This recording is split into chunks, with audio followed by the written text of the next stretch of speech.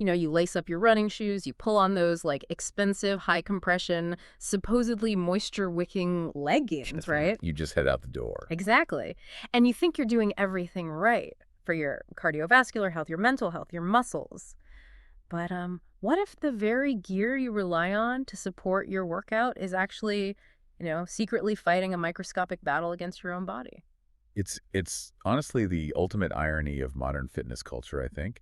We optimize absolutely everything for athletic performance, but we completely ignore the, well, the physiological microenvironment we're creating against some of the most delicate tissue on the human body. Right. I mean, we engineer fabrics to make us faster, yet we totally fail to consider how they interact with our actual biology. And as someone who values learning and staying active, you, the listener, really deserve to know the full picture here.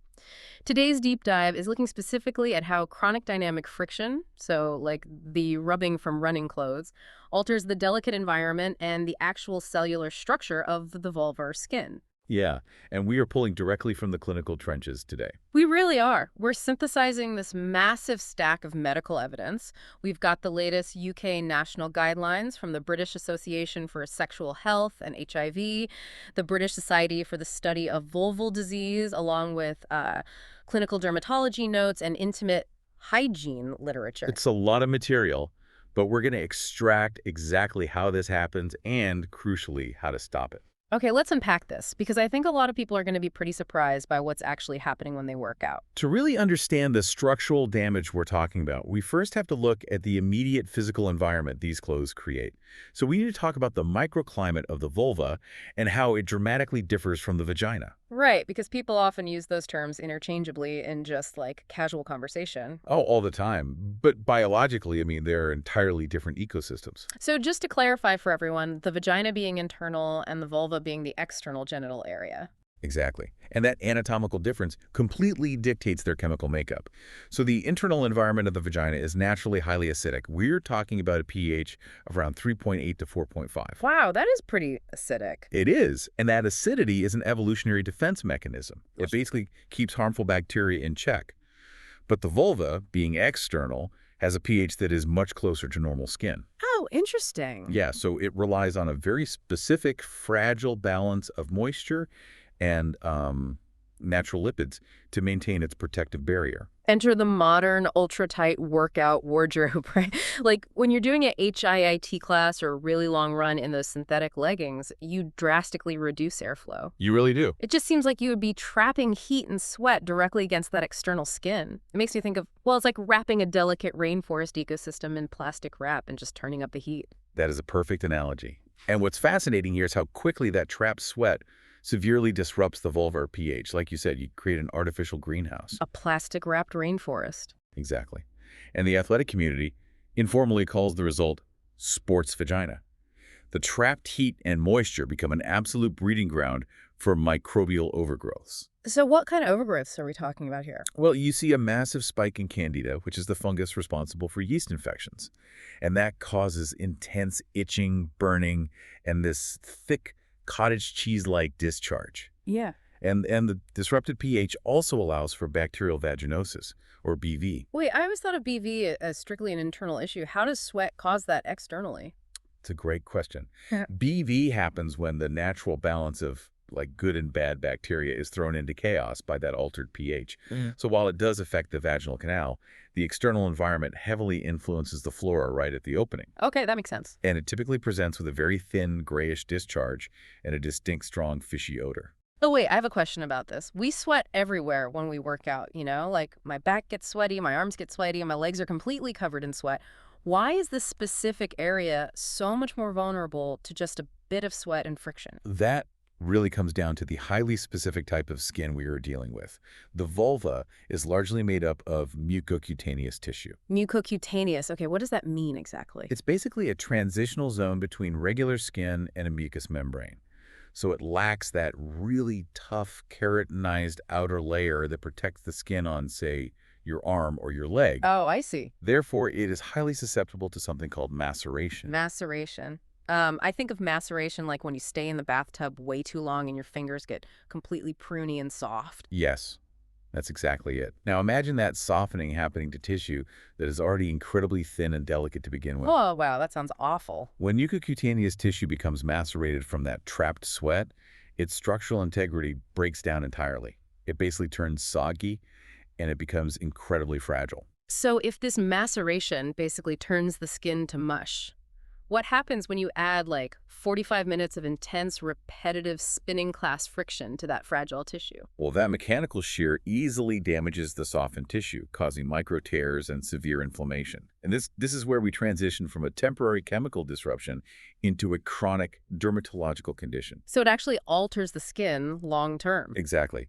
The medical guidelines from the British Society for the Study of Vulval Disease highlight a condition called lichen simplex chronicus, or LSC.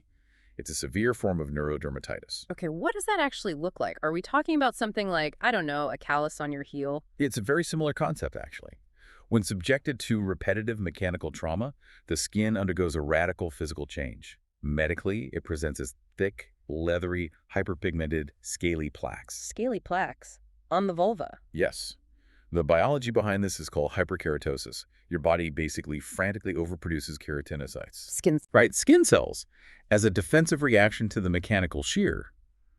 I mean, it is effectively trying to build a heavy callus on tissue that was never, ever designed to have one. Here's where it gets really interesting to me. So you're saying the skin is physically transforming itself to build a sort of leathery armor against the friction and scratching. That's exactly what it's doing. But how does that start? Is it really just the fabric rubbing over and over that causes the armor to build? If we connect this to the bigger picture, this condition is heavily tied to the nervous system.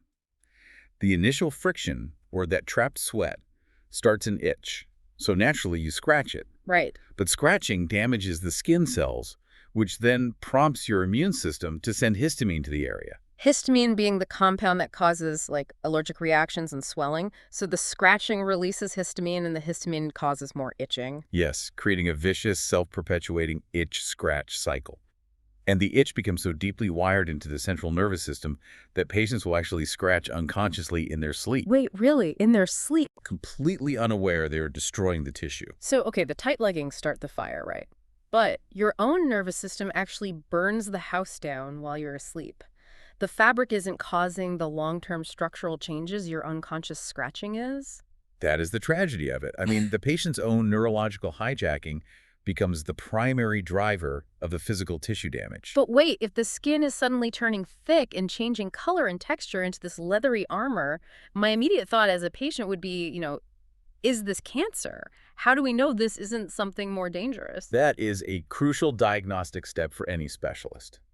And the national guidelines actually contrast lichen simplex chronicus with another condition called lichen sclerosus, or LS. They sound really similar. They do, but they behave completely differently. LSC, which is the friction-induced hyperkeratosis we've been discussing, carries absolutely no increased risk of cancer. Okay, that's a relief. Right. But lichen sclerosus, on the other hand, is believed to be an autoimmune condition. So instead of thickening into a callus, the skin becomes incredibly thin, atrophic, and ivory white. Oh, wow. Thin skin in that area sounds incredibly painful. It looks like fragile parchment paper and often forms a distinct figure-of-8 pattern around the vulva and anus. Parchment paper skin sounds like it would just tear by moving or walking. It does. It causes severe fissuring, massive loss of anatomical architecture, and in severe cases, the labia can actually fuse together. And crucially, lichen sclerosus carries a small risk, under 5%, of developing into squamous cell carcinoma. Wow, okay. So a specialist must thoroughly examine the tissue to determine if the structural change is the friction-induced callus of LSC or the autoimmune thinning of LS. The long-term medical implications are just worlds apart. It is wild to think your body's attempt to protect itself from a workout could mimic the severity of an autoimmune disease. But this brings up a major question for me. Millions of people wear tight activewear. We see it literally everywhere. But not everyone gets lichen simplex chronicus. Why do specific activities or even individual body types make some people so much more susceptible to these cellular changes? It really comes down to a glaring failure in biomechanics and apparel design. Let's look at labial hypertrophy, which simply means naturally enlarged or asymmetrical labia. Which is very common. Right. Incredibly common. It's a completely normal anatomical variation. Yet, modern activewear is overwhelmingly engineered with a flat gusset. The clothing is designed for a completely flat anatomical profile, prioritizing aesthetics and compression over human physiology. So if you have any natural variation, the clothing is fundamentally working against your body's 3D geometry. Exactly. For a woman with labial hypertrophy, activities like running, horseback riding, or cycling become highly problematic. That excess tissue experiences severe repetitive friction, either rubbing against itself or being ground against the unforgiving seams of the clothing. Yeah. Over miles of running, that mechanical shear forces the skin to break down, kickstarting that histamine cycle we talked about. The clinical notes actually mention indoor cycling as a huge culprit, too. Cycling is particularly brutal because you add intense, localized body weight pressure to the friction and the sweat. This sustained pressure from a hard bike saddle or even sitting all day in extremely tight skinny jeans compresses the nerves and tissues at the opening of the vagina. And what does that do? It triggers a condition called provoked vestibulodynia. Okay, let's break down vestibulodynia, meaning pain in the vestibule. Right, pain elicited by direct pressure to the vaginal vestibule. And it doesn't just stay at the surface of the skin. The body senses the intense surface pain and reflexively tries to guard against it by clenching the pelvic floor. Oh, like when you touch a hot stove and your arm automatically jerks back? Exactly. But since you are sitting on a stationary bike saddle, your pelvis can't pull away, so it just clenches. You've got it. That constant guarding mechanism leads to severe, painful, sustained spasms in the pelvic floor muscles, specifically the levator ani muscle. So a surface-level friction and pressure issue suddenly cascades into a deep muscular dysfunction. The entire pelvic region goes into lockdown. Is the only solution for these women to just stop running or cycling entirely? Because, that feels incredibly unfair. You're just trying to build cardiovascular endurance, you're trying to stay healthy, and your biology is essentially punishing you for your choice of hobby. Giving up exercise is definitely not the medical consensus. We just have to outsmart the friction. The medical focus shifts entirely to protecting the skin barrier, breaking that inflammation cycle, and altering the mechanical pressures. So what does this all mean for you, the listener, right now? How do you actually reverse this alteration and protect yourself without throwing your spin shoes in the trash? Well, this raises an important question about our societal instincts. Because when we feel irritated, itchy, or notice an odor after a workout, our immediate instinct is to scrub, right? We want to blast the problem away to feel clean. Oh, absolutely. Bring on the loofah, the scented body wash, the heavy-duty soaps. I think a lot of people feel like the harder you scrub, the cleaner you are. Which is the absolute worst thing you can do. Really? Yes. The UK national guidelines are aggressively clear on this point. You must actively avoid bubble baths, fragranced feminine hygiene wipes, deodorants, and douching. Okay, no bubble baths or wipes. And talcum powder is explicitly no longer recommended under any circumstances. Well, wait, why? If there's an overgrowth of bacteria from sweat, shouldn't we wash it away with soap? Because traditional soaps are highly alkaline and they contain harsh surfactants. Those chemical ingredients exist to dissolve grease and oil. When you use them on the vulva, they aggressively strip away the natural protective lipids from the skin. Ah, I see. Remember, this mucocutaneous tissue is already fragile and macerated from your workout sweat. If you strip away its remaining lipid barrier with a perfumed soap, you leave it completely defenseless against the friction of your clothes. You are basically pouring gasoline on the inflammatory fire. Okay, scrubbing with floral body wash is definitely out. What should we be doing to prevent the skin from physically transforming into that scaly LSC shield? Prevention starts before you even step foot in the gym. To prevent friction burns and shear damage, you want to artificially reinforce the skin barrier. The clinical recommendation is to apply a thin layer of a bland emollient, think Vaseline, calmoseptine, or an A+D ointment before you work out. Okay, so you're just lubricating the tissue so the fabric glides over it rather than catching, pulling, and tearing it. Exactly. It's just greasing the gears before the workout. So simple. What about after? Immediate environmental change. Do not run errands in your sweaty leggings. Remove the wet synthetic clothing immediately to stop the maceration process. Right, get out of the plastic-wrapped rainforest. Exactly. And when you aren't working out, wear loose, non-dyed cotton or silk underwear to promote airflow and keep the microclimate dry and cool. And for washing, since we banned the bubble bath. You transition entirely to medical soap substitutes. What does a soap substitute actually mean for someone, staring at a massive pharmacy aisle? Well, in the UK guidelines, they mention heavy, bland emollients like aqueous cream, hydromol, E45, or dermol. Hmm. If you are listening outside the UK and don't have those exact brands locally, you are basically looking for fragrance-free, lipid-rich washing creams. Okay. These products cleanse the skin of sweat and cellular debris, but instead of stripping the barrier, they actively deposit moisture back into the tissue as you wash. Okay, that makes a ton of sense. That covers prevention. But what if a listener is sitting there realizing they already have that thickened, itchy, scaly skin? They already stuck in the itch-scratch cycle of lichen simplex chronicus. Can they reverse the structural damage once the body has built that callus? Yes, but it requires medical intervention to reset the immune system's localized freakout. The British Society for the Study of Vulval Disease protocol is very specific for this. A doctor will typically prescribe a super potent topical steroid, something like clobetazol propionate 0.05%. Super potent.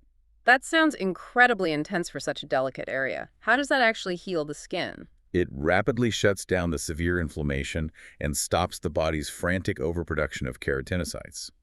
But it must be used on a strict tapering regime. Tapering meaning you reduce it slowly over time. Right, you apply it daily initially, then slowly taper down to every other day, then twice a week. You are essentially slowly talking the immune system off a ledge, rather than just abruptly hanging up the phone. Yeah. If you stop cold turkey, the inflammation rebounds aggressively. But if the itch is deeply wired into their nervous system, like you said earlier, and they are scratching in their sleep, won't they just rub the steroid cream right off and keep damaging the tissue at night? That is exactly why there is a second half to the medical protocol. The doctor will often prescribe a sedating antihistamine, such as hydroxyzine, to be taken at night. Oh, sedating. Okay. Yeah, it serves a dual purpose.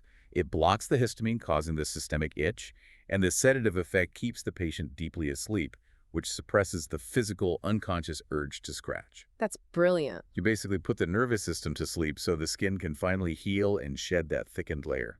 It is incredible how a holistic approach, from the clothes you wear to hacking your nighttime neurological reflexes, is required to heal this.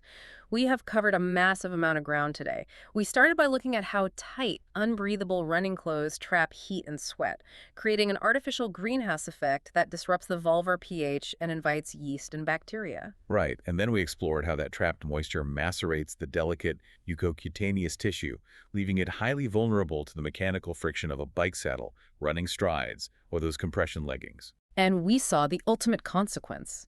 How that friction triggers a vicious neurologically driven itch-scratch cycle. Your nervous system literally burns the house down while you sleep, forcing the body to overproduce skin cells and thicken into lichen simplex chronicus. Yes, and finally, we unpack the clinical solutions. Stopping the harsh surfactants, using barrier creams like Vaseline before workouts, washing with lipid-rich emollients, and utilizing potent steroids and antihistamines to talk the immune system off the ledge if the damage is already done. I think the overarching takeaway here is that hygiene and health in this area do not mean scrubbing it clean.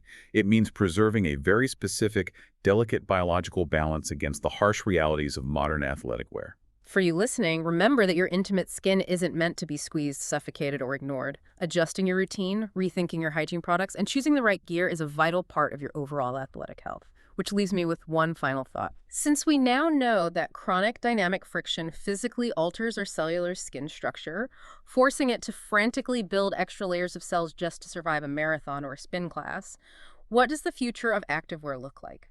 Could we eventually see the rise of biomimetic textiles?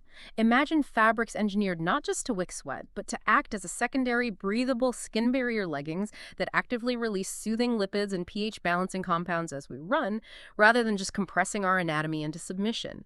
Until the gear catches up to our biology, you've got the tools to protect yourself.